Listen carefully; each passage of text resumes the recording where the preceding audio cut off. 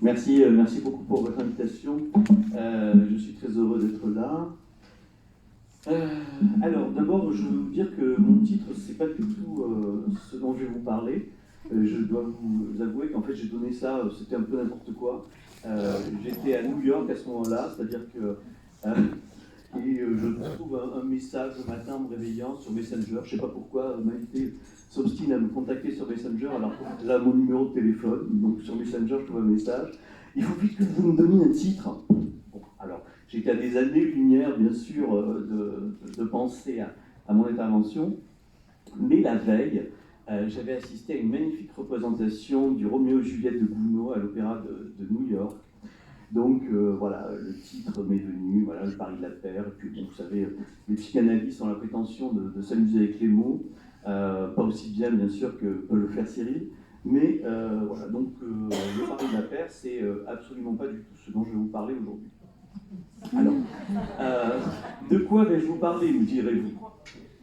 Eh bien, en fait, il a fallu deux petits événements pour que je décide de ce que j'allais vous dire aujourd'hui, et ça s'est fait assez tard, puisque j'ai reçu le livre de Cyril dimanche en rentrant, et je l'ai lu passionnément lundi dans la journée, donc c'était vraiment une très belle lecture. Je vous engage, si vous ne l'avez pas encore fait, à lire l'ouvrage de Cyril, c'est un très bel ouvrage.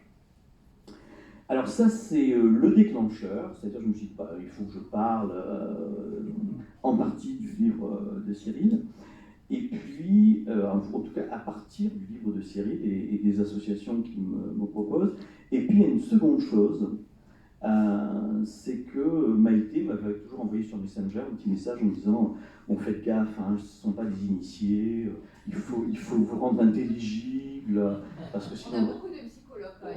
Non, mais elle est assez noire quand même, bon voilà, ce ne sont pas des... Le langage de la psychanalyse est un autre langage. Voilà. Donc, en gros, il fallait que je fasse gaffe. Bon. Mais comme je suis un garnement, malgré mon âge avancé, je me suis dit, ben non, je ne vais pas vous parler d'amour à partir, par exemple, parce que ma première idée, en fait, c'était de vous parler d'opéra, hein, puisque après tout, comme dans les romans, à l'opéra, il n'y a que de l'amour, et donc j'aurais pu vous parler de Don Giovanni, des Noces de Figaro, de Così fan tutte, et il y a plein de choses comme ça. Et j'avais plein d'idées, bon, voilà. Mais je ne vous parlerai pas de ça. En fait, pour, comment dirais-je, titiller un peu Maïté et la faire trembler, je me suis dit que j'allais partir d'une citation de Lacan qui nous dit aimer, c'est donner quelque chose qu'on n'a pas à quelqu'un qui n'en veut pas. Voilà. Donc là, bien sûr, vous ne comprenez absolument rien, hein, et c'est normal. Mais ça fait 30 ans que j'enseigne à l'université, que les étudiants me subissent depuis plus de 30 ans, voilà. Et donc, je fais l'hypothèse qu'en 40 minutes, je devrais vous permettre d'avoir une première intuition de cette citation de Lacan. Aimer, c'est donner quelque chose que l'on n'a pas à quelqu'un qui n'en veut pas. Déjà, vous l'entendez pour la deuxième fois, et vous l'entendez un tout petit peu différemment, je l'espère. Voilà. Alors, bon, dans le meilleur des mondes, mais malheureusement ce n'est pas le cas, dans le meilleur des mondes, on aurait pu s'en tenir à lire des extraits du roman de Cyril, parce que voilà, on aurait fait comme ça des petits extraits qui sont des illustrations absolument somptueuses. Mais bon, puisque je me suis engagé à dire quelque chose, à vous parler d'amour, je vais essayer de le faire. Alors, j'aimerais quand même, avant de commencer mon intervention, essayer de déployer pour vous cette citation de Lacan. Aimer, c'est donner quelque chose qu'on n'a pas à quelqu'un qui n'en veut pas. Je le répète comme ça au fur et à mesure. Hein. C'est pas une boucle obsessive, hein. C'est quelque chose là, qui me permet comme ça petit à petit de vous faire rentrer dans la poésie de Lacan. Donc il y a deux avertissements que Lacan et Freud nous donnent sur le rapport que nous devons avoir avec les œuvres d'art et avec donc leurs auteurs. Donc la première, c'est Lacan, donc un immense psychanalyste français du XXe siècle, qui nous dit que en fait, interpréter l'art, c'est ce que Freud a toujours écarté, toujours répudié, ce qu'on appelle psychanalyse de l'art, enfin c'est encore plus à écarter que la fameuse psychologie de l'art, c'est une notion délirante. De l'art, nous devons prendre de la graine. Ça c'est très beau. Hein. Donc effectivement, nous devons nous mettre à l'école des artistes, nous dit Lacan, et Freud, avant Lacan l'avait dit, ce sont de précieux alliés que les poètes, et l'on doit attacher grand prix à leur témoignage, car ils savent toujours une foule de choses entre ciel et terre, dont notre sagesse ne peut encore rien rêver. En psychologie, ils sont bien en avance sur nous, hommes du quotidien, parce qu'ils puisent là à des sources que nous n'avons pas encore rendues accessibles à la science. Donc la thèse de Freud, c'est que les romanciers, les poètes, précèdent les psychanalystes, et la conclusion qu'en donne, la conséquence que nous en propose Lacan, c'est que du coup il faut se mettre à l'écoute des poètes, et donc il faut se mettre à l'école des romanciers. Donc c'est armé de ces deux conseils freudo-lacaniens que je vais maintenant essayer de vous parler d'amour, et donc de partir de cette citation de Lacan, que je vous répète encore une fois, si vous l'avez encore retenue, à la fin il faudra que vous la sachiez par cœur, il y aura une interrogation, attention. Donc l'amour, c'est donner quelque chose que l'on n'a pas à quelqu'un qui n'en veut pas. Donc, comment peut-on entendre cette citation ? Une première interprétation pourrait être la suivante. Contrairement à l'idée reçue, c'est une erreur de croire qu'aimer l'autre consiste à tout faire pour le combler, s'illusionnant sur le fait que nous aurions ce qu'il veut et que nous pourrions le lui donner pour le satisfaire. Ce qu'on lui donne tombe toujours à côté. Combien de Saint-Valentin, comme ça, ont tourné à la tragédie à cause de cela ? Donc, en fait, les hommes, la plupart du temps, essaient de s'en tirer en disant mais ma chérie, dis-moi ce qui te ferait plaisir. Bien sûr, les femmes finaudes disent « Ah non, fais-moi la surprise. » Et à ce moment-là, le pauvre type se débrouille pour essayer de trouver une idée, et bien sûr, ce n'est jamais ça. Vous connaissez la suite. Voilà. Bref, ce n'est jamais ça, on ne comble jamais celui ou celle qu'on aime. Que cela ne vous empêche pas de prendre soin de celle ou de celui que vous aimez, ce n'est pas parce que ce n'est pas ça qu'il convient de renoncer. Et n'allez pas utiliser ce que je vous dis aujourd'hui pour, jouant le psychologue, répondre à votre partenaire qui vous fait une demande « Je ne te donnerai pas ce que tu me demandes parce que ce n'est pas ça ».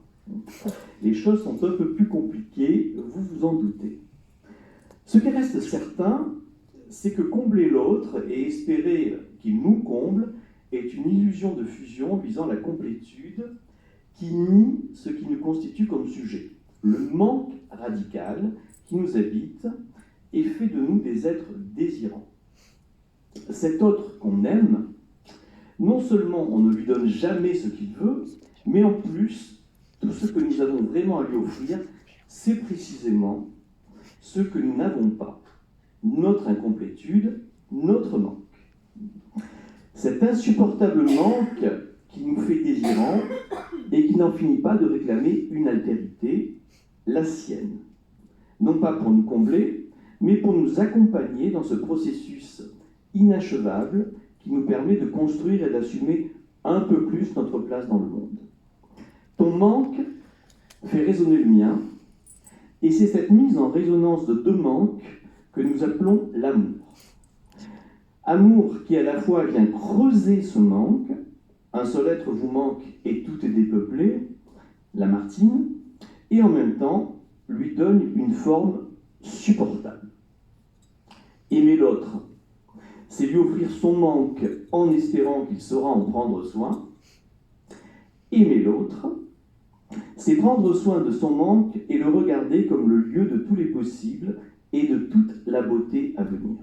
Aimer, c'est reconnaître son manque et le donner à l'autre, le placer dans l'autre.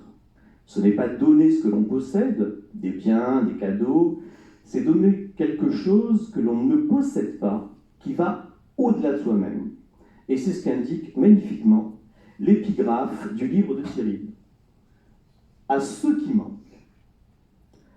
Un lecteur un peu pressé pourrait croire qu'il s'agit du manque de l'objet aimé, les êtres disparus et perdus. Mais ce n'est pas de cela qu'il s'agit.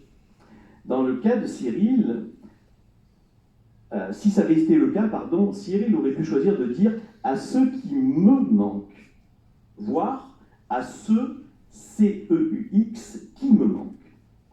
Il s'agit bien ici à ceux qui manquent, du manque constitutif du sujet désirant Cyril, que la perte de l'objet aimé n'a fait que découvrir, que dévoiler, et à partir duquel il écrit.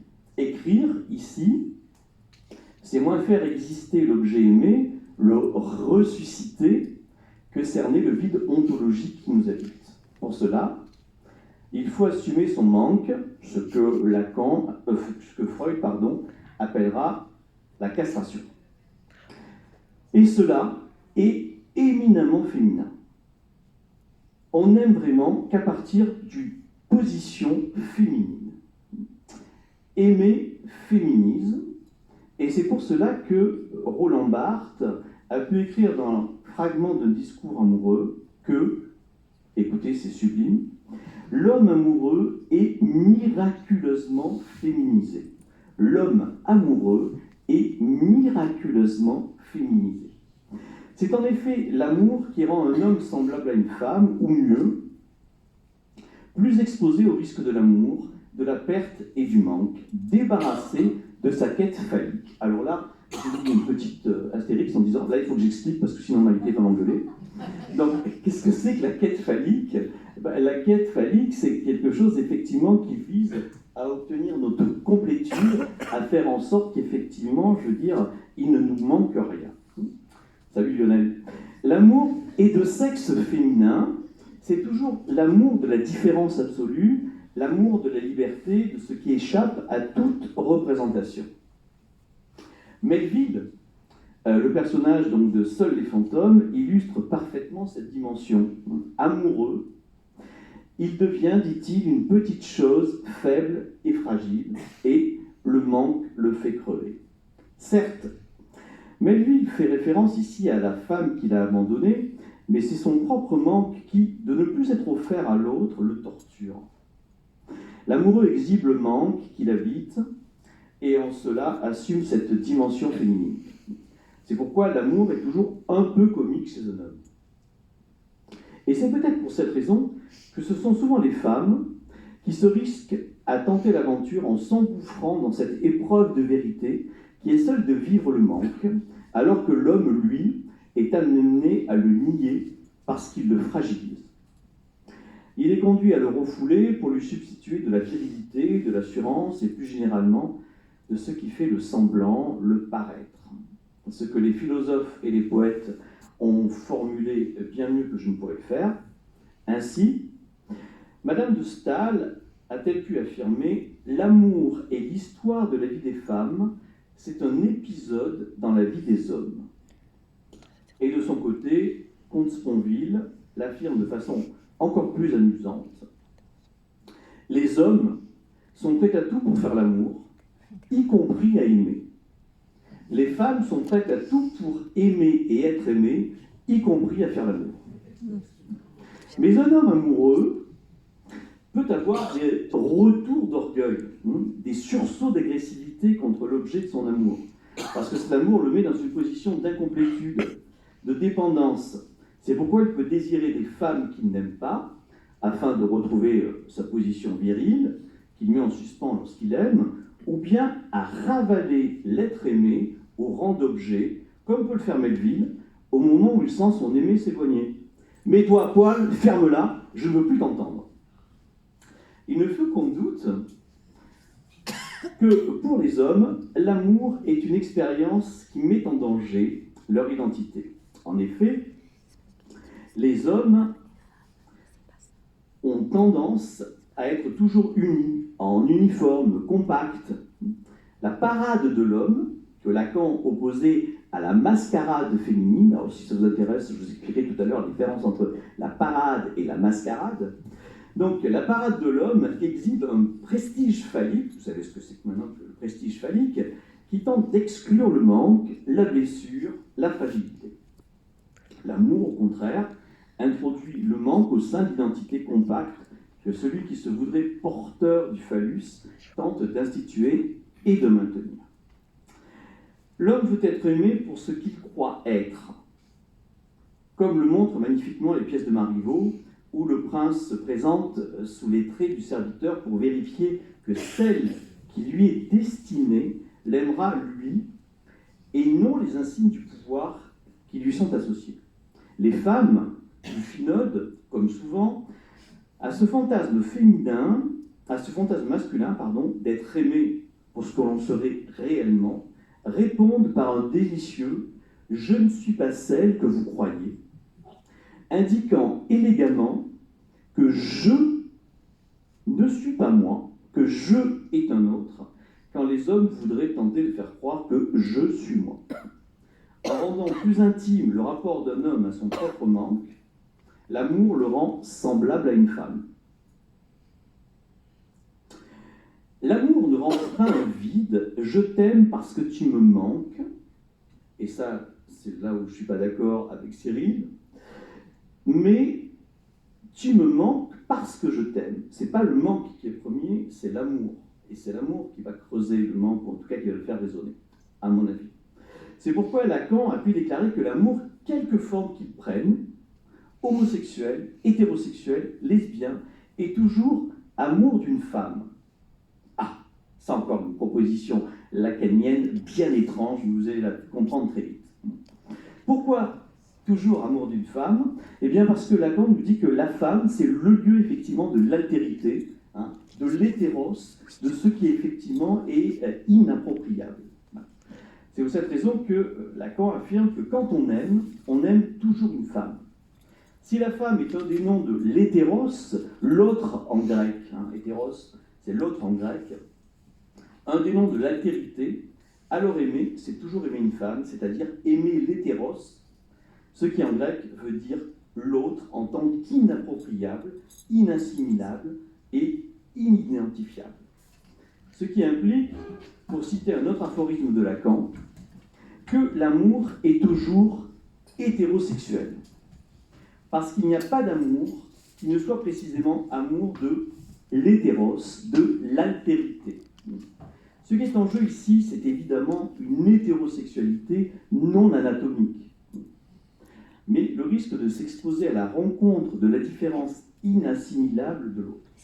Un amour lesbien ou homosexuel, comme un amour soi-disant hétérosexuel, peut être amour seulement s'il est un amour pour l'autre, logé en l'autre. Pour l'hétéros, donc un amour pour l'altérité. Dans ce sens que Lacan parle d'amour hétérosexuel, mais vous avez bien entendu que ça n'avait rien à voir avec l'anatomie. Encore une fois, amour hétéro non au sens anatomique, mais en un sens profondément éthique. Amour de la différence absolue que l'autre représente pour moi. L'amour est toujours hétérosexuel parce que ou bien il y a amour pour l'autre dans son altérité, ou bien il n'y a pas d'amour. L'amour est toujours amour d'une femme, dans la mesure où justement la femme incarne de la manière la plus radicale qui soit l'expérience de la non-homogénéité, du non-identique, de la différence. Cela a pour conséquence qu'en amour, on court toujours le risque de s'exposer à la liberté irréductible de l'autre. L'amour n'est pas possible sans une foi sans réserve en un autre que je sais ne jamais pouvoir connaître vraiment, que je sais être justement hétéros, différent de moi et impossible à posséder. L'expérience de l'amour mine toujours notre identité en créant un état de manque. Il déstabilise notre autosuffisance en nous rendant dépendants de l'autre. Je t'aime parce que tu me manques. Tu me manques parce que je t'aime. Et les deux, effectivement, faisant une espèce de boucle de Mébius où l'on passe de l'un à l'autre. Le recours à la violence peut être alors une tentative désespérée pour éviter les risques qui accompagnent tout amour, ceux liés à la perte et à la fin. L'amoureux peut alors tenter d'enfermer ce qui ne peut l'être dans des liens impossibles à délier. La violence de l'appropriation préfère transformer alors l'autre en objet sans vie, plutôt que de courir le risque de le perdre. Plutôt que de faire face à la liberté absolue de l'autre, je préfère me rendre le maître absolu de cette liberté. C'est une attitude que l'on rencontrera essentiellement chez les hommes, fondée culturellement sur l'idéologie patriarcale qui a longtemps assigné à la femme un unique destin, devenir mère. C'est l'opposition entre la femme Ève, source de tentation et de destruction, et la mère Marie qui a conduit les dominicains à employer le bûcher comme instrument de torture nécessaire et terrifiant pour faire expier, purifier et libérer la femme du pouvoir immonde du diable qui la possède. La sorcière était perçue comme le symbole du caractère anarchique et indomptable de la féminité. La liberté, en effet, est synonyme d'altérité, et c'est précisément cette altérité et cette liberté que la culture patriarcale a cherché par tous les moyens à extirper du corps des femmes. Refuser la féminité, c'est ne pas supporter l'altérité de la liberté que la femme présentifie. Chez un homme, ce refus s'exprime par le rejet de la femme, comme lieu du manque, de la castration. Mais pour une femme, que signifie pour une femme ce refus de la féminité? Si la femme est ce qui érode l'identité, si la femme est le nom propre par excellence de la liberté, si, comme dit Lacan, la femme n'existe pas, s'il n'y a pas d'identité de la femme, alors toute femme, une à une, est obligée d'inventer sa propre identité féminine à partir de son inexistence universelle. En d'autres mots, si la femme n'est pas une norme valable à laquelle toute femme pourrait s'identifier, si en somme cette norme, la normalité de la femme n'existe pas, si on ne naît pas femme, alors chaque femme devra accomplir la difficile tâche de le devenir. Difficile tâche d'être femme à sa façon. Tandis qu'une entité phallique est un uniforme qui vaut pour tous les hommes, cet uniforme n'existe pas pour les femmes. Chaque femme est une exception. Chaque femme invente sa propre façon d'être une femme. Tandis que l'homme reçoit en héritage les symboles de la vérité de son père, tu seras un homme, mon fils, il n'en va pas de même pour une femme dont la mère ne sait pas ce que signifie être une femme. D'où la dérive souvent haineuse, furieusement ambivalente, qui peut caractériser le rapport mère-fille. La fille peut diriger son agressivité vers la mère, coupable de ne pas avoir su répondre à la question « c'est quoi être une femme ?» Donc, aucune femme ne sait vraiment ce que signifie être une femme. Et c'est sur ce non-savoir que peut alors se déchaîner la violence masculine qui, paradoxalement, porte toujours en elle une sorte de vocation pédagogique. Vouloir expliquer à une femme ce que c'est qu'être une femme. Ce n'est sans doute pas pour rien que longtemps, ce sont essentiellement des hommes qui ont habillé les femmes et leur ont transmis ce qu'ils pensaient devoir être les insignes de la féminité. Mais, me direz-vous, comment cet étrange sentiment d'amour apparaît-il? L'amour n'est pas un acte de volonté. Il échappe au pouvoir de la conscience. Le choix ne vient pas du moi, mais de l'inconscient. Il est tissé par un ensemble de fils, de détails, de raisons obscures dont nous ne sommes pas maîtres. Quand je dis « je t'aime », je devrais toujours ajouter « même si je ne sais pas très bien pourquoi ». Quand on n'aime jamais une partie de l'autre. Il n'y a pas d'amour partiel. L'amour exige un amour pour l'autre en tant que tel et non pour l'autre qui lutte avec la représentation idéale de soi-même. La rencontre amoureuse, disait Lacan, est toujours rencontre, alors là c'est encore une proposition de Lacan absolument délicieuse, il dit « la rencontre amoureuse est toujours rencontre d'un amur ». Voilà. Néologisme lacanien. Un amur. Alors, qu'est-ce que ça veut dire? Eh bien, ça veut dire de quelque chose qui résiste dans son altérité, comme un mur. Un mur, précisément, c'est quelque chose qu'on ne peut pas posséder ni assimiler. Ce qu'on aime dans l'autre, c'est toujours l'amur et non ce qui nous ressemble. Dans sa divergence, cet écart qui peut réellement faire de l'aimer un être irremplaçable, c'est-à-dire aimé dans tous ses détails. Désirer, voulu, aimer, non pour quelque chose, mais pour tout.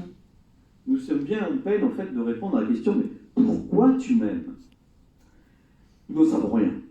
Alors la question devient, mais qu'est-ce que tu aimes en moi? Et là, vous voyez revenir la célèbre scène du mépris de Godard, qui est construite sur cette interrogation. Le personnage, délicieusement interprété par Brigitte Bardot, détaillant les magnifiques différentes parties de son corps, demande à celui interprété par Michel Piccoli s'il aime ses chevilles, ses genoux, ses cuisses, ses fesses, ses seins, ses épaules, comme si elle tentait de repérer ce qui provoque l'amour chez lui. Là encore, impossible de répondre. Et le personnage masculin répond qu'il aime tout en elle. Et elle conclut, donc tu m'aimes totalement? Oui, totalement et tragiquement, répond-il. Alors pourquoi tragiquement? Tragiquement parce que justement, parce que cet amour le fragilise. Sa dimension insu et inconsciente de ce qui fait naître l'amour s'appuie sur des petits riens, des divins détails. Il est vrai que c'est surtout chez les hommes que l'on trouve de telles causes du désir qui sont comme des fétiches dont la présence est indispensable pour déclencher le processus amoureux. Des particularités menues qui rappellent le père, la mère, le frère, la sœur, tel personnage de l'enfance, jouent aussi leur rôle dans le choix amoureux des femmes, mais la forme féminine de l'amour est plus volontiers érotomaniaque que fétichiste. Alors l'érotomanie, c'est un type de pathologie où les personnes sont persuadées que l'autre est amoureux d'eux. Voilà. Les femmes sont effectivement plus facilement érotomanes que les hommes.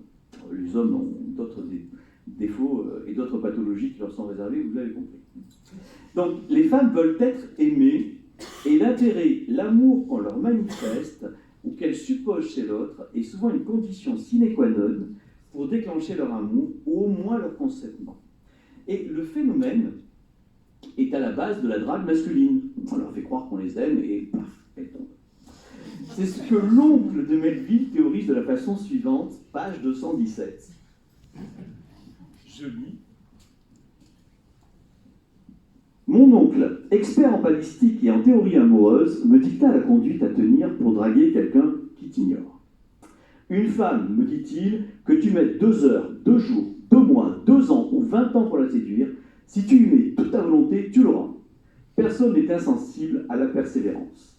Cela me prendra 4 ans et des cheveux longs. Ouais. Vous voyez?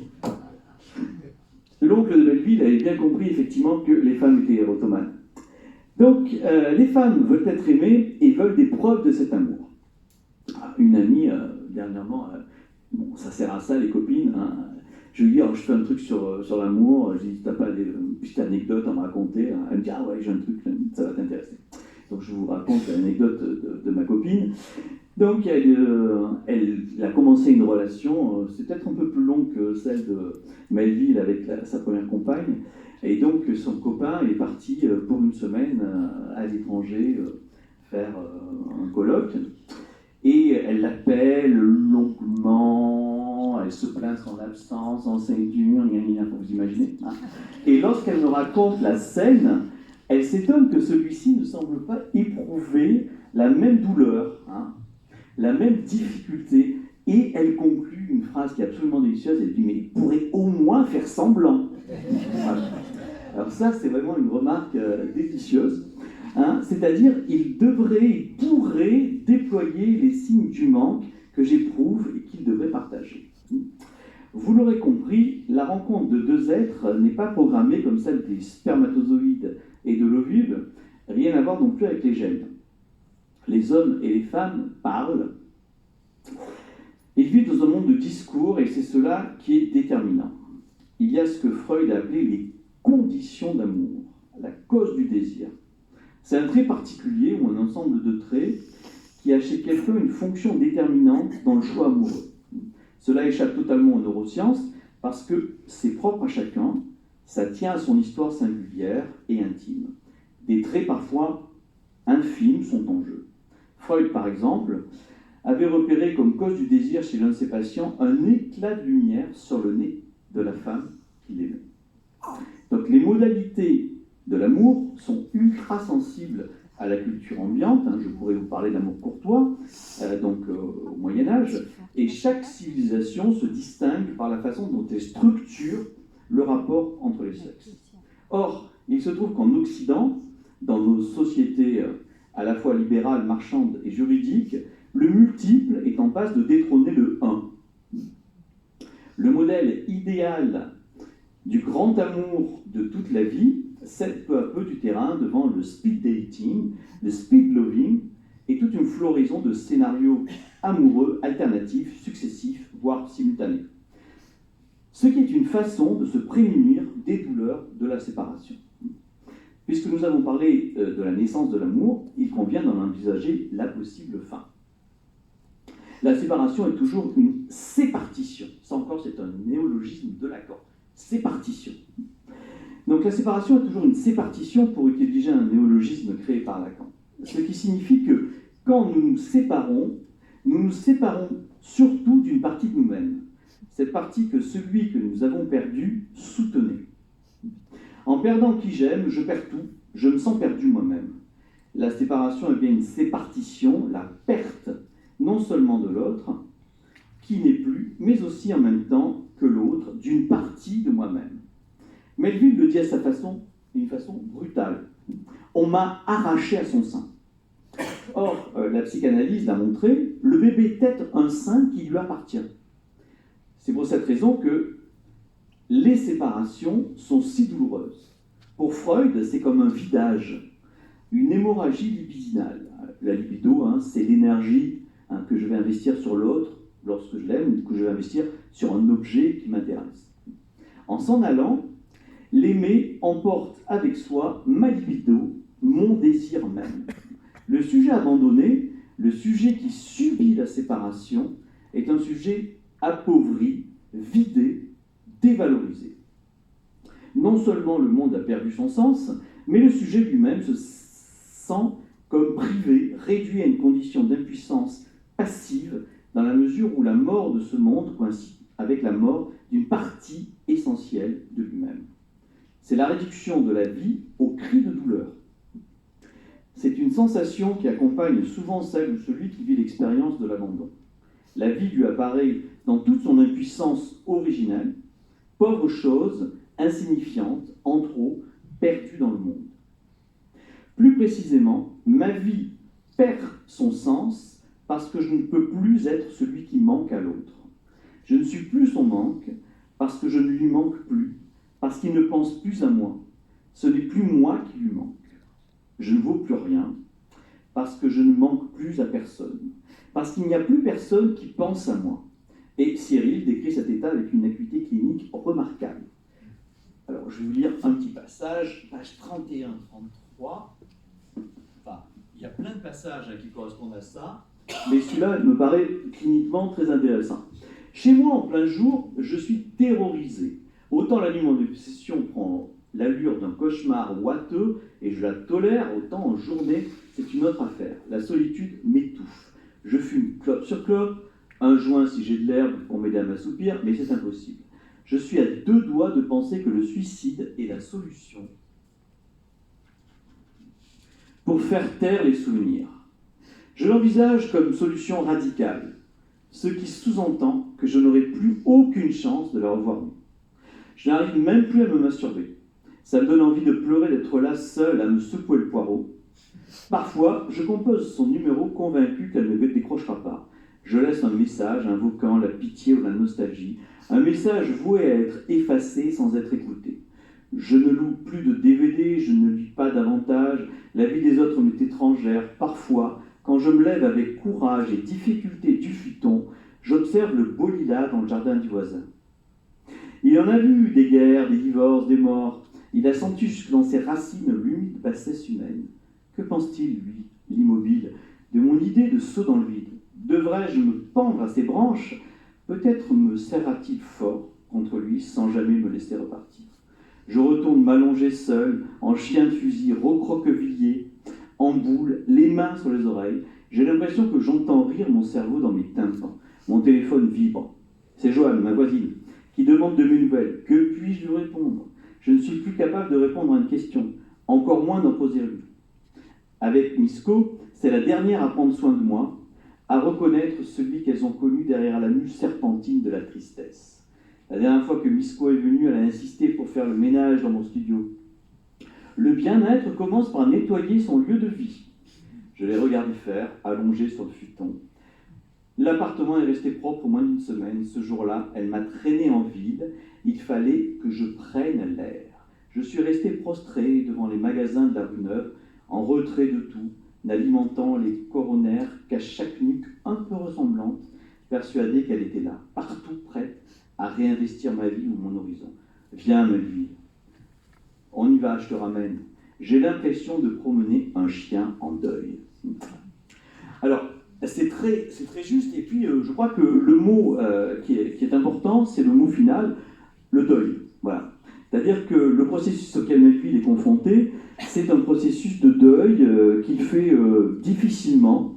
Et en gros, on pourrait dire que toute cette première partie nous montre comment, petit à petit, il va s'extirper de ce processus de deuil qu'il a du mal à traiter.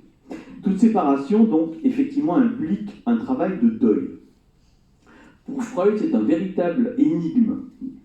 Pourquoi la libido, de qui se retrouve seul, ne peut pas substituer immédiatement un autre objet à l'objet qui a été perdu?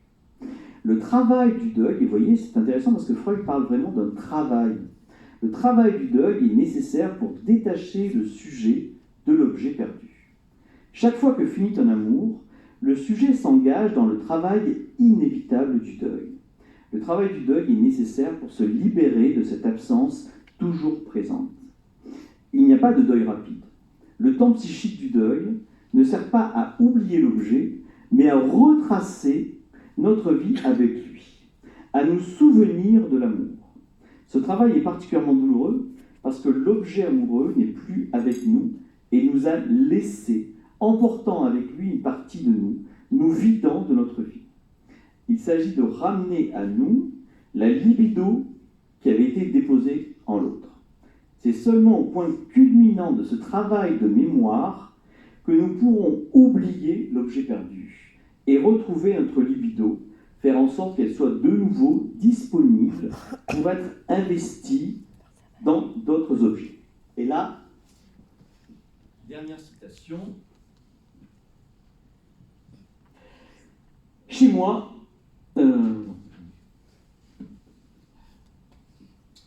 Misko, donc, qui est une collègue de travail de Melville, m'accompagne au bord du lac. Tu avais une tête horrible hier, et aujourd'hui aussi. Elle se met à rire. Je ne me rends pas compte qu'elle m'emmène dans la sandwicherie où bosse Raissa. Elle se tient droite derrière le comptoir, fière et hautaine. Misko commande un sandwich américain et moi un poulet puré.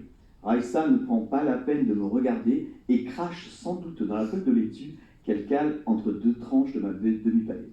Misko appelle Raissa ma rebound girl, la fille avec laquelle je suis sorti pour aller mieux, pour oublier la précédente.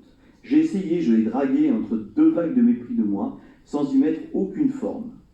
Raissa sortait depuis longtemps avec une armoire à glace. Je n'avais aucune chance, et tant mieux. Je préférais ruminer. C'était avant que les boucles ne me rendent fou. Quand elles étaient rassurantes, comme une comptine. Quand je les appelais en sifflant un air mélancolique. Raissa et burundaise, d'une beauté déstabilisante. Je ne comprends pas pourquoi elle a laissé tomber son nez et comment elle a accepté de s'acoquiner avec un sinistre corps vidé comme moi. La première fois où nous nous sommes déshabillés, j'ai su que c'était fichu. Je comparais chaque centimètre de sa peau avec celle laiteuse, presque translucide, de la rôliste. Je l'ai pénétrée sans trop y croire, et je me suis retiré, la queue molle, incapable de remplacer un corps par un autre si différent. Aux hanches larges et aux seins lourds s'était substitué un cul musclé, des petits seins durs. Pardonne-moi, je n'y arrive pas. Ce n'est pas grave, avait-elle répondu déçue. Non, je ne pouvais pas passer d'une voix à une autre, d'une bouche à une autre. Je ne pouvais pas oublier, comme ça, et rebondir pieds joints sur le joli ventre plat de Raissa. Misko se méprenait. On ne se libère pas d'un fantôme, c'est lui qui décide de nous quitter. Voilà.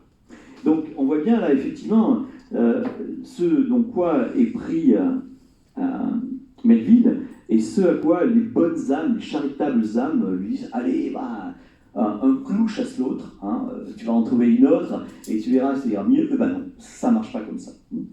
Et notre époque, effectivement, encourage, comme le fait la gentille Misco, une résolution maniaque du deuil. Maniaque, ça veut dire qu'on voudrait s'éviter comme ça le temps de deuil.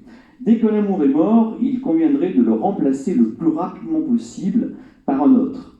Notre époque, dominée par l'impératif néo-libertin de la jouissance à tout prix, est une époque hostile à l'expérience improductive et pénible du deuil. Le repli sur soi que réclame le travail du deuil semble totalement anachronique. On préfère prôner, dans le plus pur style du discours capitaliste, la substitution immédiate de l'objet et quelques pilules qui feront disparaître la tristesse liée à cette situation. Il est interdit d'être triste. C'est pour cela que souvent, à la place du deuil, la séparation connaît le destin de la haine. Si la séparation est vécue comme une trahison du pacte, comme une blessure narcissique, une violence, une offense, il est fréquent qu'à l'amour succède la haine. C'est le revers de l'idéalisation. Si amoureux nous ne voyons que la beauté, la générosité, la fascination de l'objet aimé, désormais nous ne voyons plus que ses limites et ses imperfections. Si l'autre ne m'aime plus, il faut que je détruise son image qui est devenue source de douleur, quand ce n'est pas sa vie même, comme cela arrive parfois dans certains drames. On hait pour éviter de parcourir la route difficile et tortueuse du travail du deuil. Si dans l'amour, l'autre devient celui qui creuse en moi un manque, si l'autre introduit en moi une forme inévitable de dépendance, l'amour porte toujours en lui la possibilité de la haine. C'était mieux avant, quand je ne manquais de rien, avant l'apparition de ton existence dans ma vie. Tu es arrivé dans ma vie et avec toi le monde a été troué, percé, déstabilisé. Ma vie a été brisée, divisée, cassée. Mieux vaut construire un monde sans autre pour ne pas prendre le risque de souffrir. Alors, me direz-vous, il n'y a pas d'amour qui puisse durer. Faisons l'hypothèse optimiste que oui. Alors dans ce cas-là, qu'est-ce qui fonctionnerait ? Eh bien, on pourrait dire que les amours qui durent sont celles où chacun des deux fait confiance à sa solitude. Ce qui signifie que le lien amoureux n'est pas tant le baume qui apaise la blessure de la solitude que la rencontre de deux solitudes. De sorte que l'amour qui dure ne se fonde pas du tout sur la proximité et la fusion des deux, mais sur l'éloignement, sur l'impossible communion, l'impossibilité de faire et d'être un avec l'autre, sur la solitude des deux. L'amour qui dure n'est pas l'amour qui se consume tout entier dans la passion pour l'aimer, mais il n'est pas non plus l'amour qui unit, qui colle, qui confond l'un avec l'autre. Il n'y a pas d'amour qui ne se nourrisse du manque. C'est le sens de la formule de Lacan, vous l'avez compris maintenant, aimer, c'est donner à l'autre ce que je n'ai pas. C'est-à-dire qu'en amour, je ne me limite pas à donner à l'autre ce que je possède, des choses, des objets, des garanties, des projets, des intérêts et des promesses. Le don même de l'amour, c'est le don de notre propre manque, le don de notre blessure. Alors, aimer est certes risqué, mais comme l'affirme Molière dans La Princesse des Lides, et vivre sans aimer n'est proprement pas vivre. Alors, aimons et offrons à celui ou à celle que nous aimons ce que nous n'avons pas et dont il ne veut pas. Je vous remercie.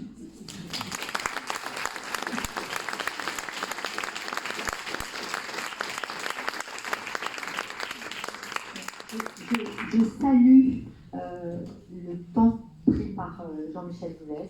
Il est exactement l'heure à laquelle il devait s'arrêter. Et pourtant, il nous en a dit des choses. Alors, je vais inviter Cyril à rejoindre M. Boulez. Donc, eh bien, l'écrivain qui a été cité quasiment autant de fois que Lacan aujourd'hui. Je dois dire que vous avez une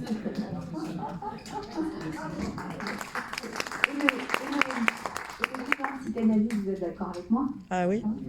Que nous avons entendu.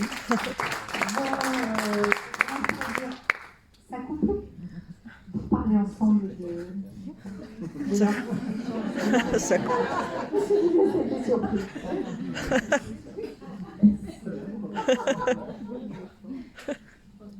Par où commence-t-on? Par la fin, non? Il y avait une phrase de Tahar Ben-Jelloun qui disait « Le premier amour est toujours le dernier ». Elle peut se lire dans les deux sens et elle m'a toujours passionné. Je sais pas, c'est comme tu veux. Qu'est-ce que tu entends là-dedans? Ben, justement, je me demandais si le premier amour était le premier ou le dernier. Alors, en tant que psychanalyste, bien sûr, le premier amour, c'est l'objet absolu du désir, c'est-à-dire c'est l'objet premier.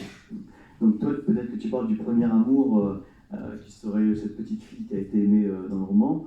Moi, je pense que ce premier amour dont tu parles, c'est déjà un écho de l'amour de la mère. Hein. Alors, Melville, il fait pas un Oedipe, il fait un Jeep. Jeep, le complexe de Jeep. Il fait complètement. Il croit que c'est une voiture. Voilà, c'est ça, c'est très joli. Donc, ses parents ont dû lui dire en fait qu'il faisait un complexe de Jeep. Et oui. voilà. Oui. Et donc lui, bien sûr, Oedipe, il ne sait pas qui c'est, et donc il dit qu'il fait un complexe de Jeep. Mais je crois que effectivement, cet amour premier, qui est la mère aussi bien pour le petit garçon que pour la petite fille. C'est-à-dire que ça, c'est quand même intéressant. Donc on dit souvent que les petites filles investissent l'amour chez le père. Eh ben oui, mais c'est beaucoup plus compliqué que ça. C'est-à-dire que le premier objet d'amour, c'est la mère pour le petit garçon comme pour la petite fille. Et ce qui fait qu'effectivement, il va falloir qu'à un moment, la petite fille se détache de l'objet amoureux maternel pour aller investir le père. Alors pourquoi elle se détache de la mère? Bon, ça c'est un peu compliqué et difficile à expliquer. Mais en gros, le premier objet d'amour, c'est quand même la prima donna, hein, la première femme, la mère. Et ça va orienter de façon essentielle les objets qui vont être ceux qui vont être choisis ensuite. Donc le premier objet d'amour commence par la séparation. Le premier objet d'amour commence par une perte. Et par le manque qu'il va falloir réinvestir. Ouais.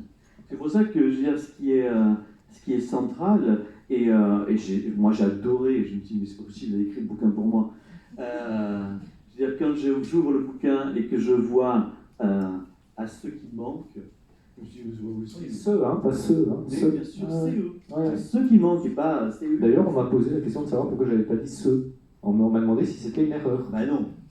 Et j'ai dit non. Non, bien sûr. Ouais. Non, et c'est bien pour ça que tout à l'heure j'ai dit que c'était bien ça. C'est-à-dire on dédie cet ouvrage à ce vide ontologique qui nous constitue en tant qu'être désirant et qui fait effectivement que l'écriture vient tourner autour de ce vide.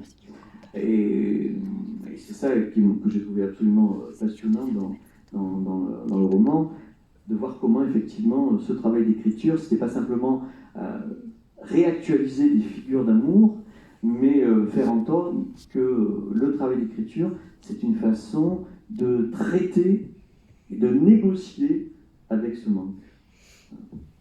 Et alors tout à l'heure, il y avait la question de l'écriture. On écrit toujours pour quelqu'un, c'est sûr. Je pense, oui. Ouais. Et c'est sûr. Et la psychanalyse dirait, en fait, on écrit toujours sous transfert. C'est-à-dire que sous transfert, ça veut dire quoi? Ça veut dire qu'il y a une adresse, qui existe. Hein. Il y a toujours quelqu'un, un lecteur, à qui... Et est-ce que ce lecteur peut être soi? Alors, je pense que c'est une altérité.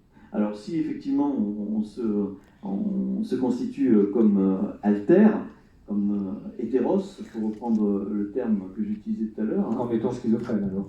Non, parce que, comme je le rappelais tout à l'heure, je est un autre. Voilà. C'est-à-dire qu'il faut être fou pour croire que je suis moi. Je ne suis pas moi, bien sûr. C'est-à-dire qu'il n'y a pas de superposition entre cette dimension du sujet et cette dimension du moi. Ça, c'est un des apports essentiels de la psychanalyse lacanienne. Et effectivement, mettre en évidence que quand je parle, je dis toujours autre chose que ce qui s'énonce, voilà. Donc, il y a une altérité qui m'habite et avec laquelle je fais. C'est ce que Freud nous raconte hein, quand il parle des différentes instances, quand il parle d'inconscient, préconscient, conscient, ou au cours de la seconde topique, quand il dit ça, moi, sur moi, et en gros, il dit qu'il y a des parties de nous qui nous échappent et avec lesquelles il faut faire. Et c'est pas facile. Voilà. C'est la construction. On se débrouille, quoi. Ouais. On se débrouille. Quand un psychanalyste lit un roman sur l'amour, est-ce qu'il le regarde avec un regard de psychanalyste? Pas du tout. Non. Alors, parce qu'en fait, c'est marrant, les extraits on peut se tutoyer peut-être, que tu as choisis ou que Tiffany a choisi aussi, ont tous trait plus ou moins à la première partie, où il est dans l'obsession et dans les boucles. Et c'est vrai que toutes les autres parties n'ont pas été citées en exemple. Si j'ai cité l'oncle. Oui, l'oncle. Oui, l'oncle qui est très drôle d'ailleurs. L'oncle qui a lu le livre hein, et qui a approuvé l'intégralité du livre dans ce passage. Mais je me demande si tu as un regard clinique justement, parce qu'en fait, c'est une mise à nu totale qui peut, à mon avis, avoir lieu dans un cabinet de psychanalyse ou chez un psychologue. Et dans ce cas-là, est-ce que toi, ton regard est différent ou tu le vois en objet d'étude Non. Moi, je suis un très bon client. Ouais, c'est-à-dire que quand je rentre dans une fiction, j'essaye vraiment de plonger dans la fiction. Et là, la matière est quand même psychanalytique, non? Oui, elle est psychanalytique, mais vous savez, Freud nous donne un conseil qui est tout à fait intéressant. Il dit en gros, quand on reçoit un patient, on doit tout oublier de la psychanalyse. Et Lacan dira ça de façon encore plus radicale. Il dit il faut réinventer la psychanalyse avec chacun de nos patients. C'est difficile, mais c'est donc ça veut dire quoi? Ça veut dire que si je veux retrouver ce que je sais déjà dans ton roman, ça n'a aucun intérêt. C'est-à-dire que je ne ferai que plaquer mon savoir sur ton roman. Or, moi, ce qui m'intéresse, c'est de découvrir et de redécouvrir le processus du deuil tel que toi, tu le réinventes en l'écrivant. Voilà. Et tout d'un coup, je me dis, ah ouais, oui, là, il touche juste. Ça, c'est quand même une description du deuil qui est extrêmement... Ça, je pourrais le lire à mes étudiants, tu vois, sur l'impossibilité du deuil, la difficulté, effectivement, de vouloir substituer trop rapidement un objet à un autre parce que le temps n'est pas encore venu. Donc non, je ne lis pas un roman en tant que psychanalyste. Je m'émerveille de voir effectivement réinventer sous la plume d'un romancier des choses que je croyais comprendre et puis que je comprends un peu différemment grâce à ça. Oui, il y a une question que je voulais te poser, ça devient une interview en fait. J'ai lu ton livre et justement sur l'investissement dans la psychanalyse de la pulsion scopique que je pensais être plus puissante dans l'ordre des pulsions, quoi. Et toi tu parles de la pulsion évocatrice, donc de la voix. Et justement, pour faire un pont avec Sol des fantômes, il y a aussi cette absence de la voix et cette absence du visage de la mère. Et ça, est-ce que tu penses que la voix peut être une pulsion, et ça ceux qui te liront le comprendront à travers ton livre, plus puissante encore que la pulsion scopique, qui est donc la pulsion de regarder et du voyeurisme? C'est-à-dire que, moi je suis, tu l'auras compris, un amoureux de la voix, un mélomane, mais au sens... Et un chanteur aussi. Il y a longtemps. Parce que j'allais te proposer qu'on chante un peu. non, là-dessus il y a prescription. Donc voilà, je suis un mélomane au sens étymologique du terme, c'est-à-dire... Folie de la musique. Voilà, folie de la musique. Hein. Donc, Tout à l'heure, je disais que j'étais à New York, mais alors, quand on m'invite à l'étranger, la première chose que je fais, c'est que je regarde le programme des opéras. Et donc, s'il y a des choses qui m'intéressent, je dis, à telle date, je veux bien venir. Mais si ça ne m'intéresse pas, je dis non, à cette époque-là, je ne suis pas, je suis à la fac. Enfin bon, la fac, ça me sert à ça, c'est à refuser des invitations quand il n'y a pas des programmes d'opéra qui m'intéressent. Voilà. Mais donc, je suis suffisamment dingue, effectivement, pour organiser mes allées et venues à l'étranger en tenant compte de ça. Donc, pour moi, effectivement, mon objet, celui qui m'anime, c'est la voix. Et un pouvoir sur moi extrêmement fort. Mais là, encore une fois, tout à l'heure, je disais que comment on tombe amoureux, en fonction, nous avons tous des objets préférentiels. Voilà.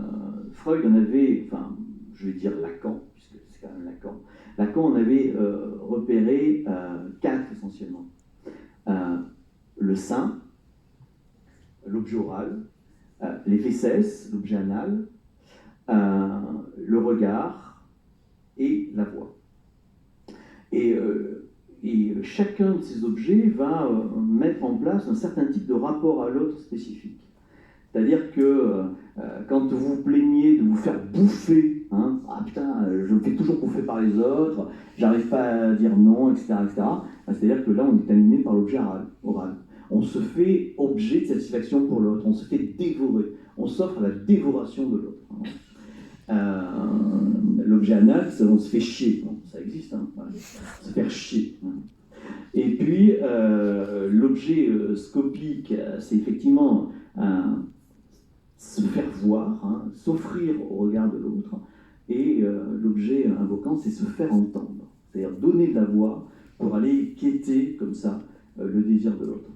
On pourrait dire que écrire, c'est du côté de la pulsion invocante. C'est-à-dire, c'est effectivement lancer quelque chose en espérant que ça résonne dans l'oreille d'un autre et que ça nous revienne, comme je le fais aujourd'hui. Voilà. Et d'ailleurs, c'est assez marrant parce que c'est une question que je pose aussi aux écrivains en général, quand je les reçois à la librairie, c'est de savoir s'ils se lisent à voix haute. Et beaucoup sont terrifiés à l'idée de s'entendre lire leur texte. Alors j'en connais un qui a été plus malin que les autres, il a payé quelqu'un pour lire son texte à sa place. Et il l'a écouté après en audio.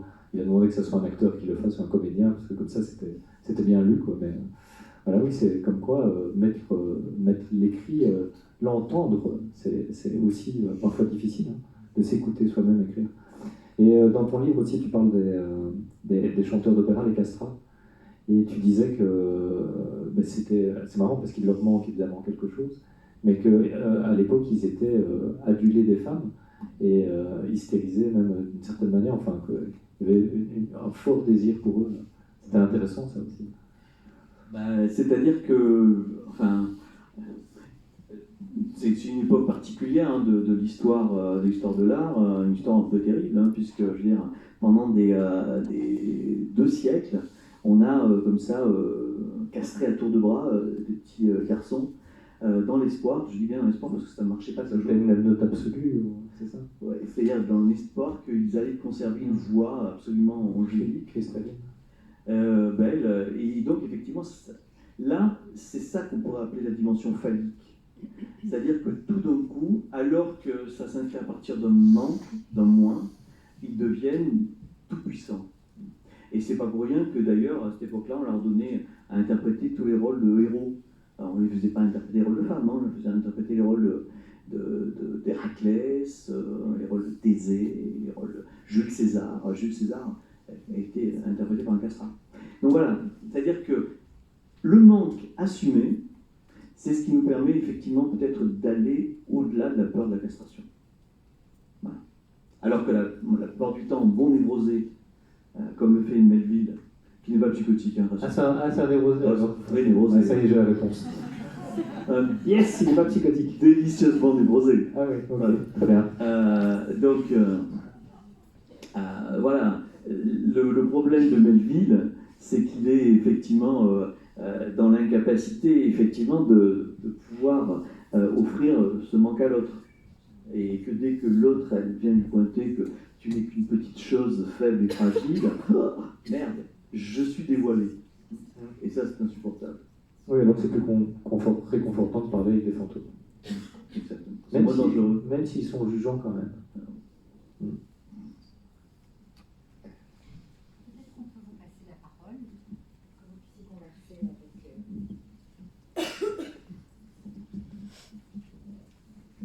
J'ai d'abord une question pour Cyril.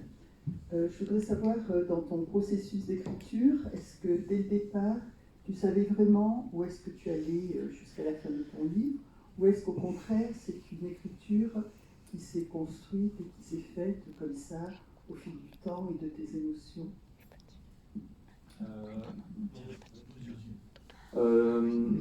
J'ai fait un plan en fait pour y arriver. J'ai toujours eu envie de raconter cette histoire puisque même assez jeune, j'avais déjà formulé certains passages par écrit. Et en fait, non, rien n'est venu par hasard. Ce que j'expliquais, c'est que la première partie était beaucoup plus courte. Celle dont on a lu des extraits était plus courte au départ dans le plan. Et puis qu'elle a surgi, qu'elle a gêné. Mais le reste était assez déterminé. J'avais envie de parler de 3 personnes disparues. En fait, l'idée du livre, c'était de convoquer les morts. Voilà. Leur offrir une sépulture de mots. C'était l'idée de base. Et en fait, j'ai vu que cette idée de base creusait en fait, la notion du manque. Mais ça, c'est après que je m'en suis rendu compte.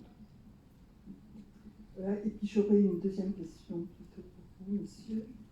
Est-ce que, grâce aux femmes et surtout aux mères, on va dire, la remise en cause du patriarcat, de ce qu'on peut appeler la masculinité, ne peut pas remettre en cause et en question tout ce qui est lié justement au concept amoureux et ce qui peut en découler, c'est-à-dire la séparation. J'espère. Très bien.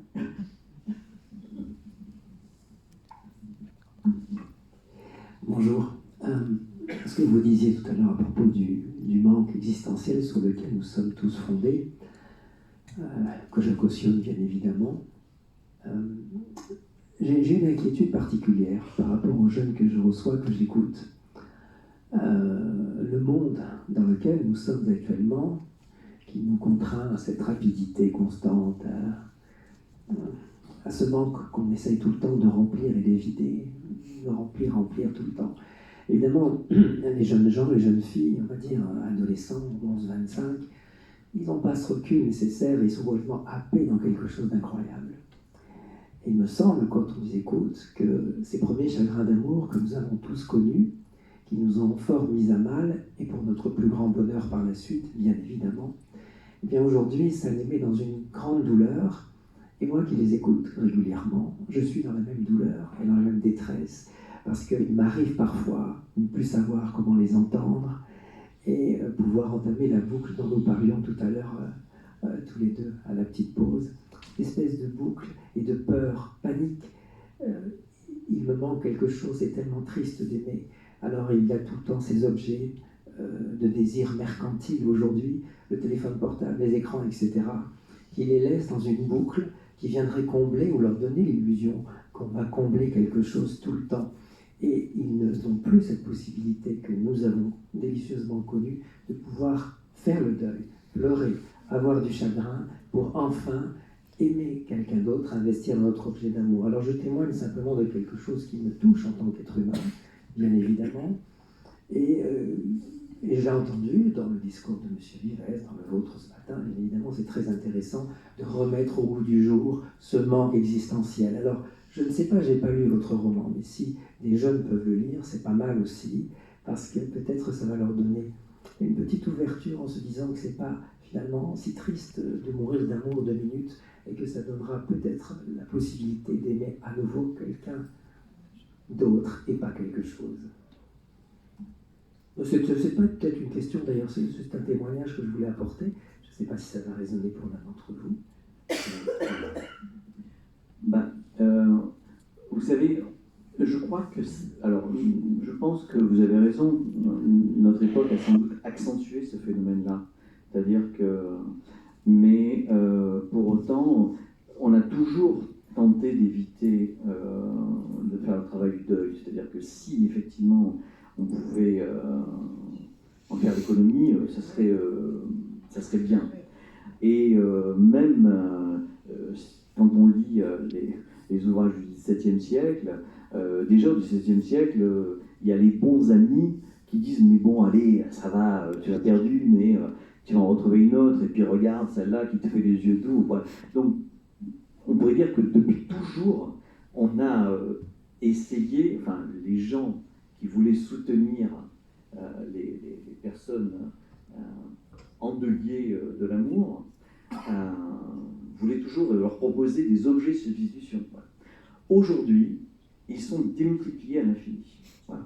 Alors c'est vrai que ça change les choses, parce que autant ces objets existaient, ils étaient avancés par les amis ou les proches de l'endeuillé d'amour. Aujourd'hui, on peut croire effectivement, de façon un peu illusoire, qu'ils sont à notre disposition, qu'il suffirait effectivement de trouver celle ou celui qui pourrait venir. On les écoute, voilà. Bon, à part Roméo et Juliette, il y a peu de couples qui sont morts. Ça me fait penser aussi au fait que maintenant, on peut réinvestir d'autres champs et qu'il y a peut-être une partie de la jeunesse qui va éviter l'amour aussi. Et ça, c'est quelque chose que j'entends et que je vois, c'est que tous ces champs de possibles créés par le marketing qui nous permettent de réinvestir énormément de manques et de les combler font qu'on peut se passer aussi de l'amour. Il y a évidemment la pornographie qui a explosé sur Internet, mais je pense aussi qu'il y a beaucoup de gens qui vont devenir abstinents. Et je l'entends de plus en plus aussi. Alors moi, je n'ai pas de cabinet, mais j'écoute. Vous êtes en train de spoiler l'intervention de notre ami Jean-Paul de cet après-midi. Non, là, le sujet de mon intervention. Tout ça pourra être développé cet après-midi.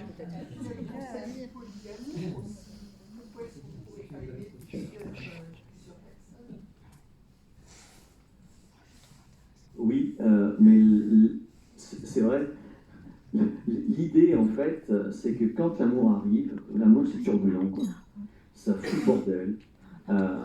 Et c'est vrai que les amoureux peuvent dire, et à juste titre, putain, mais j'étais quand même plus tranquille avant, quoi. Je veux dire, voilà, c'était quand même plus facile quand j'étais pas constamment en train d'attendre le message, quand j'étais pas constamment en train de me dire mais est-ce qu'il n'est pas en train de regarder ailleurs ou est-ce qu'elle n'est pas en train de s'amouracher d'un autre. Voilà, l'amour est intranquille. Voilà. Donc effectivement, pour éviter l'intranquillité, on peut effectivement faire le choix de renoncer à ça. Bon, en même temps, la tranquillité, c'est ce qui nous maintient en vie. Et sur le polyamour, alors, ça peut être une solution. Moi, je ne sais pas si c'est une solution. Hein. En tout cas, moi, je ne pense pas qu'il y ait de solution généralisable. C'est-à-dire que, en ce qui concerne l'amour, chacun bricole au cas par cas ce qui peut lui permettre de faire en sorte que ça tienne plus ou moins le moins mal possible. Voilà. Si la solution c'est le polyamour, pourquoi pas, mais bon.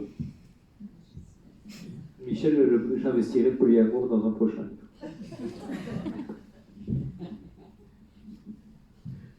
Oui, du coup j'avais 3 questions. La première c'était, vous parliez de l'écriture, du retour et de l'adresse. Du coup, vous me venez à l'esprit le fait que Kafka ne voulait pas être lu de son père. Ça n'a pas été lu, mais ça a raté puisque ça a quand même été publié. Et l'autre chose, ça me faisait penser à une interview que donnait Amélie Nothomb sur le fait qu'elle écrivait des dizaines et des centaines de livres par an, et qu'elle voulait que ces livres ne soient absolument pas lus et enterrés dans un autre, d'ailleurs, cercueil qu'elle, avec du ciment jusqu'en haut, pour que ce ne puisse jamais être lu d'ailleurs, comme ça peut être le cas avec Kafka. Donc ça, c'était la première question remarque. La deuxième, c'était, en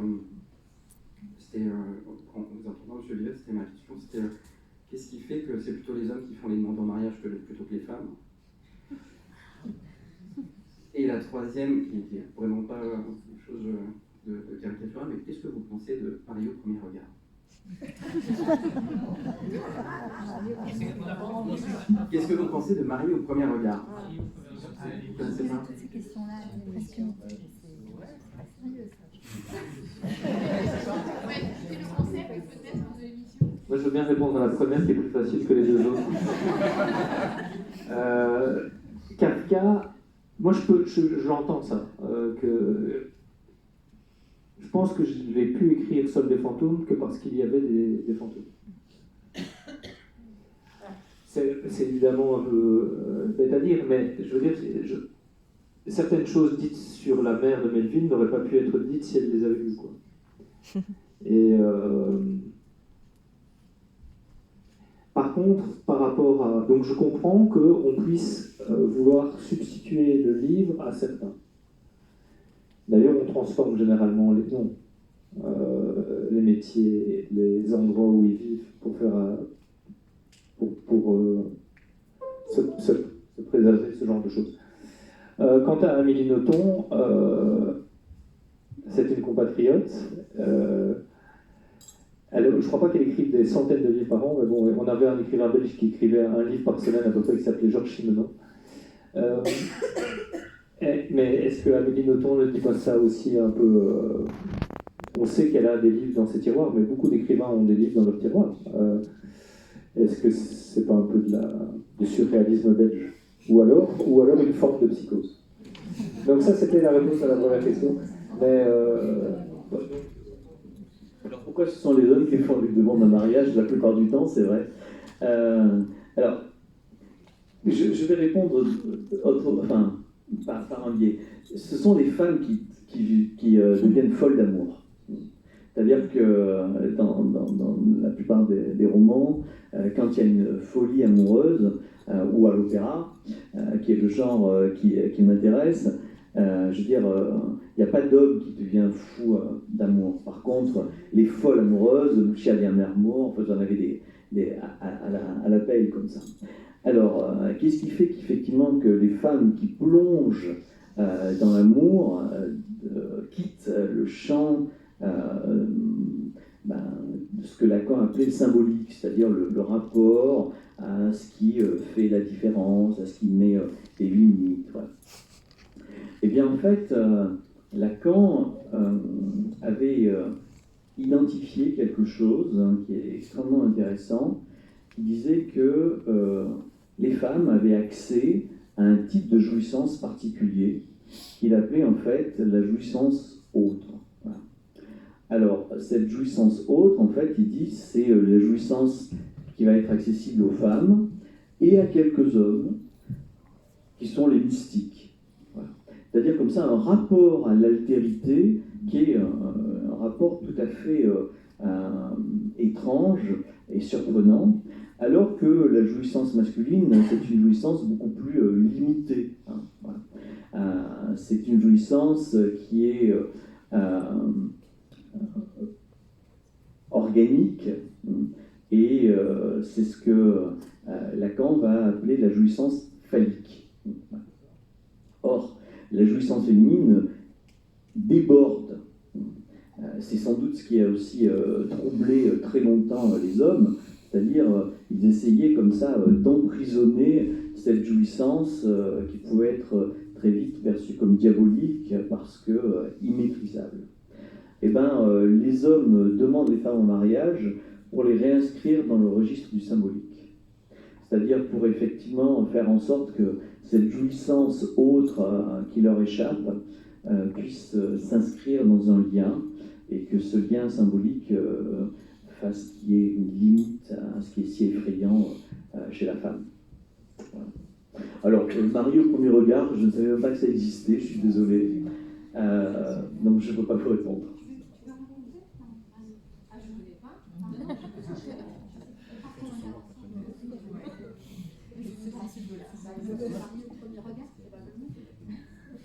C'est ça, ils s'engagent, d'après ce que j'ai compris, moi je n'ai pas regardé l'émission, mais à se marier sans cette note.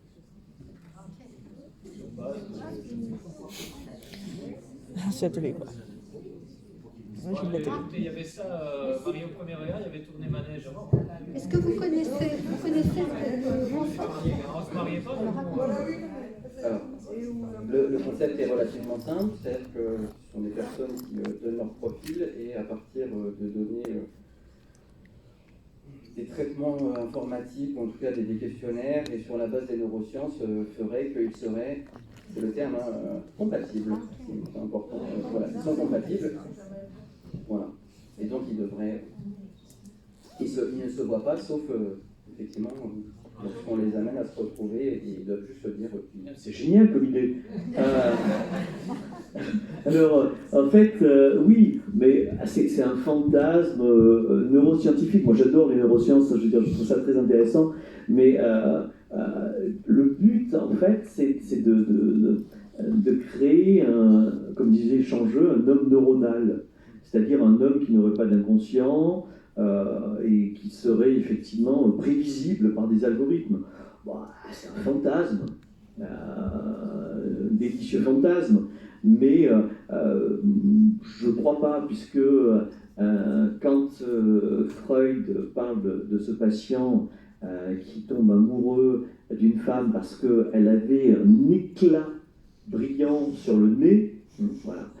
Ça, effectivement, je défie tout algorithme d'aller repérer effectivement ce petit trait qui a fait que cet homme s'est pris d'amour pour cette femme-là à partir de ce trait-là. Voilà. Donc, voilà, c'est une douce rêverie. Voilà. Croire que... Alors, vous savez, il y a encore un autre aphorisme de Lacan qui est très, très intéressant, toujours provocateur, mais Lacan est un provocateur, c'est ça qui m'intéresse. Il disait « il n'y a pas de rapport sexuel ». Alors, sans quoi il ajoutait, ça ne veut pas dire qu'on ne baisse pas, hein, mais fantasmer un rapport sexuel, c'est fantasmer qu'il y ait comme ça une espèce de complétude absolue entre l'homme et la femme. Hein. En gros, je viens de combler. Hein. Je vous ai dit que tout ce que je pensais de cette connerie. Hein. Voilà. Donc, en fait, il n'y a pas de rapport sexuel, c'est ça. C'est-à-dire que ça rate tout le temps. Bon, on essaie de se débrouiller avec ça, hein, faire en sorte que ça rate le moins possible, que ce soit le moins désagréable possible. Mais voilà, cette complétude absolue, ça n'existe pas.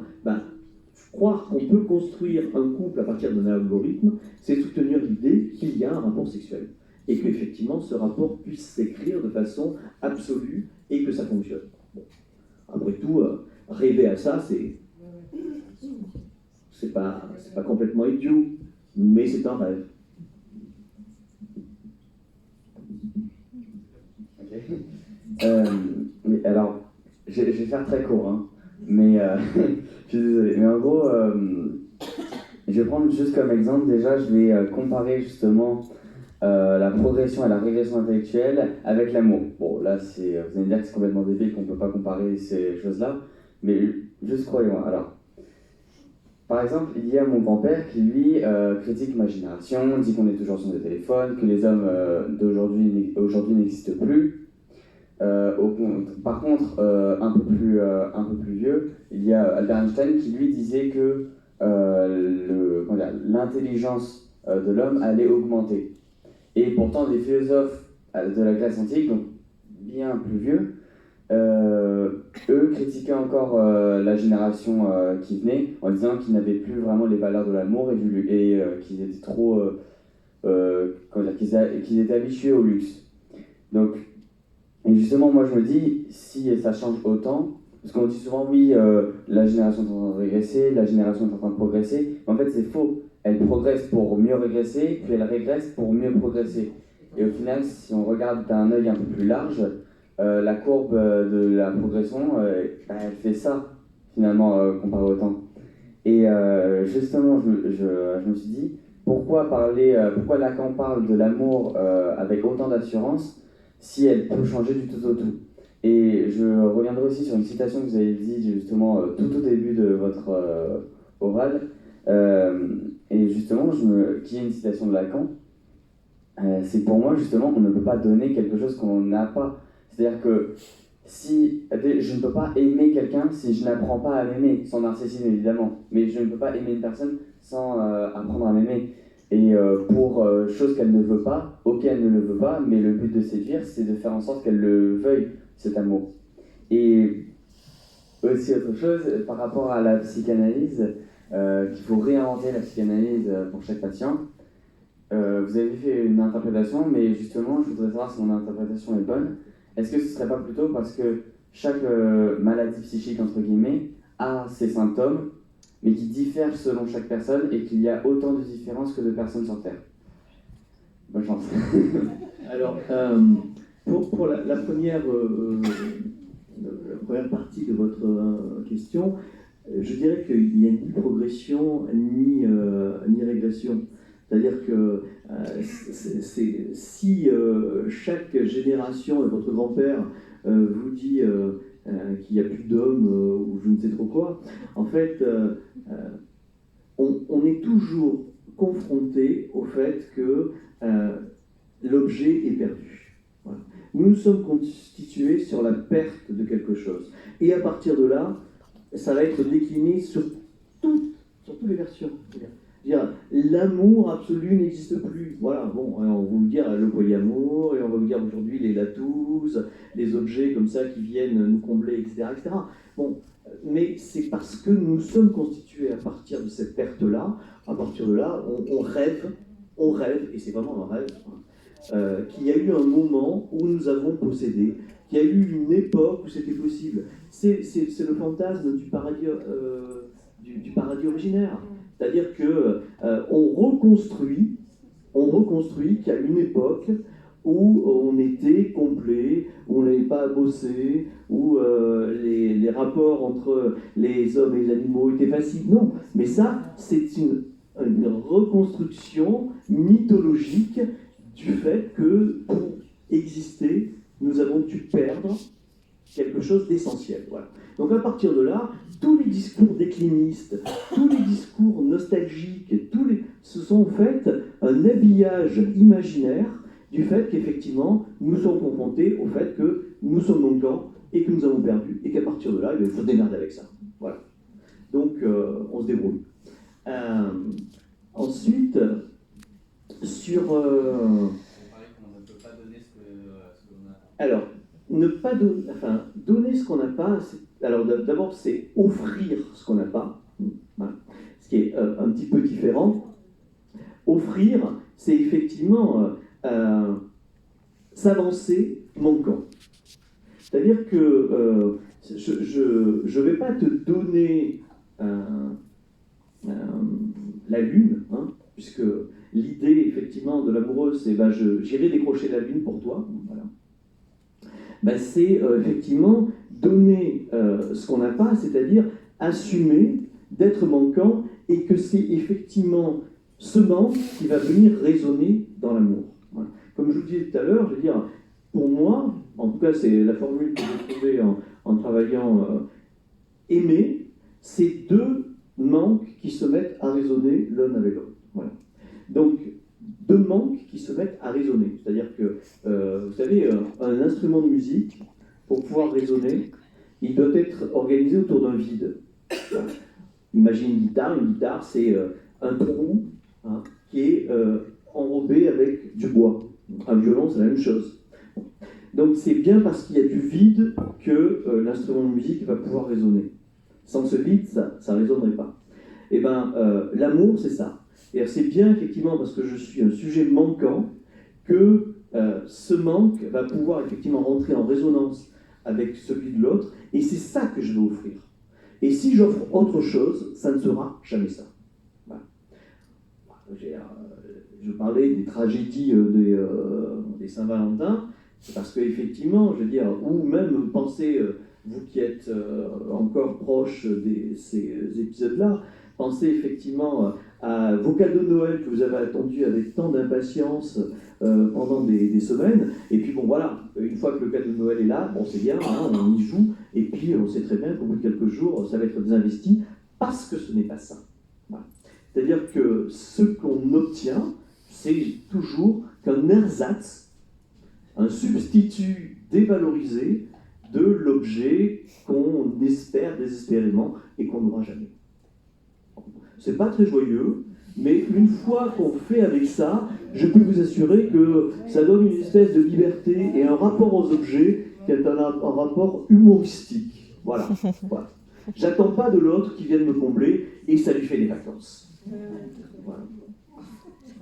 Je vous remercie pour votre intervention tout à l'heure, même si la citation de Lacan était l'introduction de mon intervention, et donc je vais devoir bricoler quelque chose tout à l'heure en urgence entre midi et 2, c'est pas grave.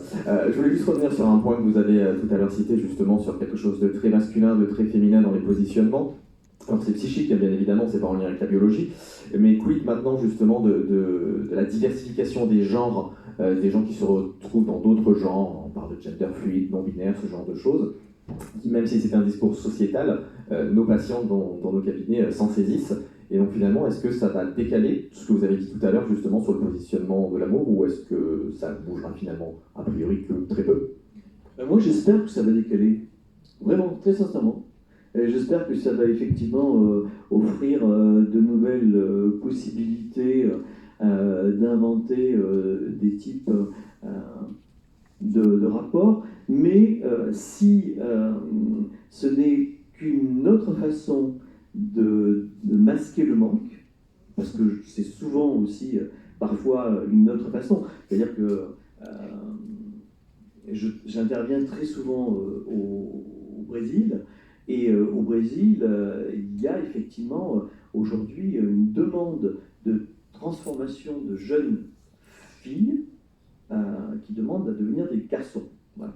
Alors pourquoi pas, c'est tout à fait entendable, mais c'est en des proportions qui sont tout à fait étonnantes. Non seulement des proportions étonnantes, et puis surtout, comme il y a maintenant cette pratique-là qui a une vingtaine d'années, les collègues brésiliens sont confrontés de plus en plus aujourd'hui à des demandes de réassignation. Voilà.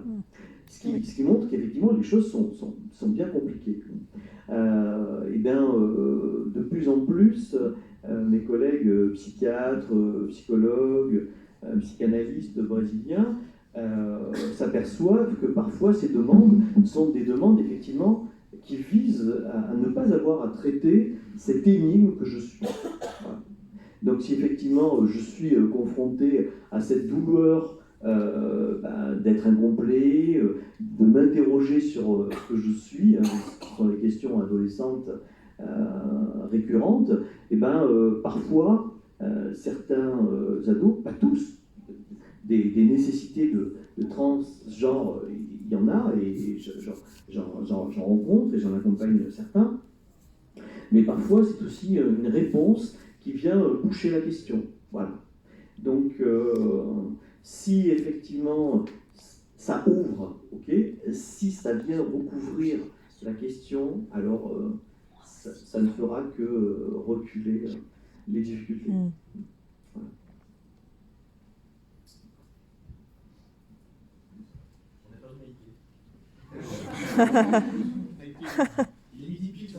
Tout le monde a faim. Tout va bien? Oui. Aimer, c'est vouloir. Vous vous rappelez plus? C'est offrir. Allez. C'est pas grave. 0. Non. Offrir ce qu'on n'a pas à celui qui n'en veut pas. À quelqu'un qui n'en veut pas. Merci de votre écoute, de votre participation. Je vous souhaite un bon appétit.